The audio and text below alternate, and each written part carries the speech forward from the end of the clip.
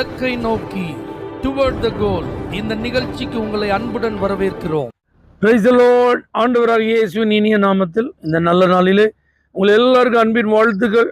நீதிமொழிகள் 23ஆம் அதிகாரம் 18ஆம் வசனம், உன் நம்பிக்கை வீண் போகாது. இந்த வார்த்தையை கேட்கிற கர்த்தருடைய பிள்ளைகளே, நீங்கள் எந்த அளவுக்கு நம்பிக்கையாக இருக்கிறீங்களோ அந்த அளவுக்கு ஆசீர்வாதங்களை நீங்கள் பார்ப்பீங்க. கண்டிப்பாக சிறுமைப்பட்டவுடைய நம்பிக்கை ஒருபோதும் கெட்டு போவதில்லை என்று சொன்ன ஆண்டவர், வருத்தத்தில் இருக்கலாம், வேதனையில் இருக்கலாம், கவலையில் இருக்கலாம், முற்றிலும் எதிர்மறையான சூழ்நிலைகளை நீங்கள் சந்தித்து கொண்டு இருக்கலாம். இனிமே நான் நம்பி என்ன பிரயோஜனம் அப்படின்னு சொல்கிற ஒரு நிலைமை கூட உங்களுக்கு இருக்கலாம். நான் பைபிள் சொல்லுது, ஓன் நம்பிக்கை தான் வீண் போக. அப்போ அந்த நம்பிக்கை எதிர்மறையாக மாறுறதுக்கு இடம் கொடுத்துறாரு. மகா அலெக்சாண்டர் ஒரு தடவை என்ன செஞ்சார் தெரியுமா? தொடர்ச்சியான யுத்தங்கள் அவர் செஞ்சிட்டே இருக்கிறார்.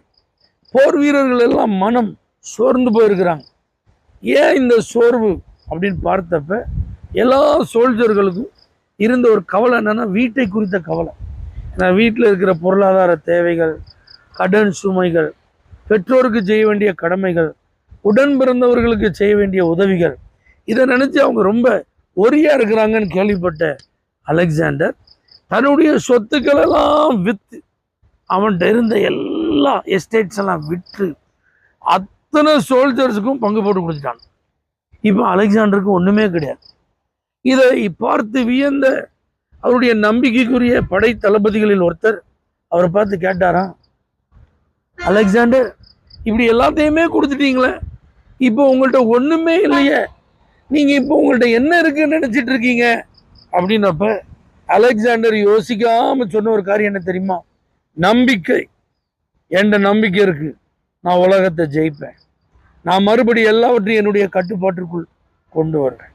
அதே மாதிரி குறைந்த வயதில் ஆல்மோஸ்ட் கிட்டத்தட்ட முழு உலகத்தையும் அலெக்சாண்டர் தன்னுடைய கட்டுப்பாட்டிற்குள் கொண்டு வந்ததை வரலாற்றின் மூலம் நம்ம அறிகிறோம்.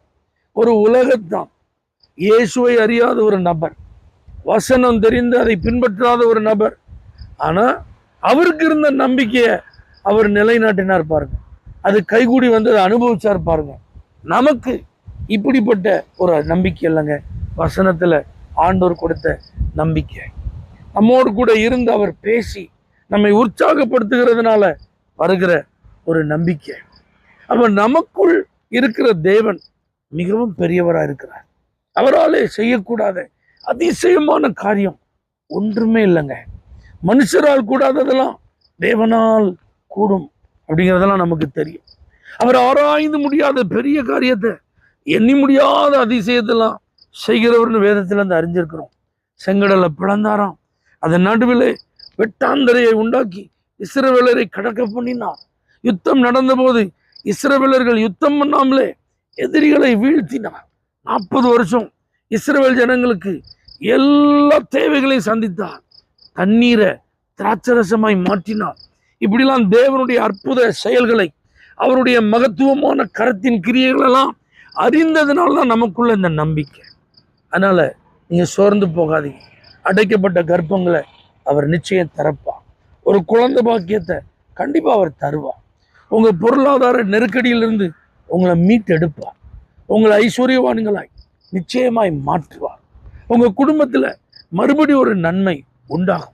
பிரிந்து போனவங்களெல்லாம் மறுபடி ஒன்றாய் சேர ஒரு வாய்ப்பை தருவார். மருத்துவர்கள் உங்களை கைவிட்டிருக்கலாம், ஆனால் இயேசு நிச்சயம் உங்களை சுகமாக்குவார். ஞானம் நிச்சயம் அவரால் உங்களுக்கு கிடைக்கும். நீங்க படிப்புல வெற்றி அடைவீர்கள். அரசு தேர்வுல நீங்க ஜெயிப்பீங்க.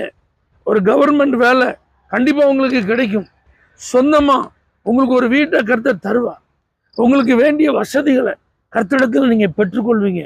நீங்க கண்டிப்பா ஆத்துமாக்களை ஆதாயம் பண்ணுவீங்க. உங்க கையால் ஆண்டவர் ஒரு ஆலயத்தை கட்டி எழுப்புவா. தேவ ராஜ்யத்திற்கு நீங்க உபயோகமா இருப்பீங்க. நிச்சயம் நீங்க ஒரு ஆசீர்வாத வாய்க்காலம் மாறுவீங்க. இதெல்லாம் நினைச்சு நம்பிக்கையோட தொடர்ந்து பயணியுங்கள். சோர்வுக்கு இடம் கொடுக்காதீங்க, அதைரியப்படாதீங்க. அவிசுவாசத்தை உள்ளத்துல குடியிருக்க கொஞ்சம் கூட விட்டுறாதீங்க.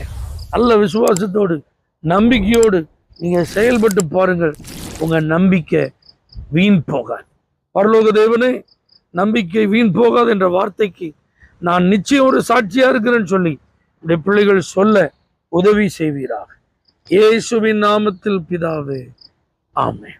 For prayer contact, Pastor J. J. Kumar, El Shaddai Ministries, 9500252586, Surandai.